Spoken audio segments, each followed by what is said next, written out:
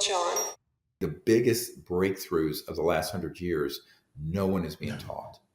And so there is also a brain drain where, we've sort of reached a certain point and it's been stopped in terms of, and they're tinkering around the edges with digital and IT and some biotech. But the big breakthroughs that should have happened about the time I was born in the mid-50s have been forestalled out of just greed, corruption, fear, control. And really it's about control. They want to be able to control the masses. This knowledge that we're talking about, both in consciousness, but as the science of consciousness, but also these physical sciences and technologies, would lose their centralized control over the planet. Right. And that's what these guys are about. It's all about control, power.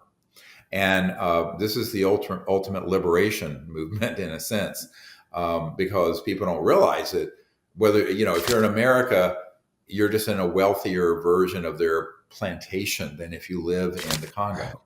But everyone's under the thumb of this sort of a global system that wants to keep these advances from out of everyday use, because the centralized power they have would devolve to every village and every town would be self-sufficient, totally self-sufficient. Well, they don't want that. They want to be able to have, maintain this kind of rigid control freak. And I actually had an admiral say to my team when we were asking him to help us bring some of these technologies out, he says, look, I just want to retire from this command and go fishing in Wyoming. And he says, my main responsibility, and he was in charge of CONUS, Continental United States Security, all of it.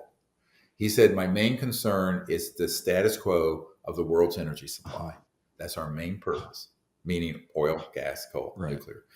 And I'm going, yeah, I know, because that's hundreds of trillions of dollars. But people have to realize the game that's played here, and that it's not going to change from the top down. It's going to change from the grassroots up.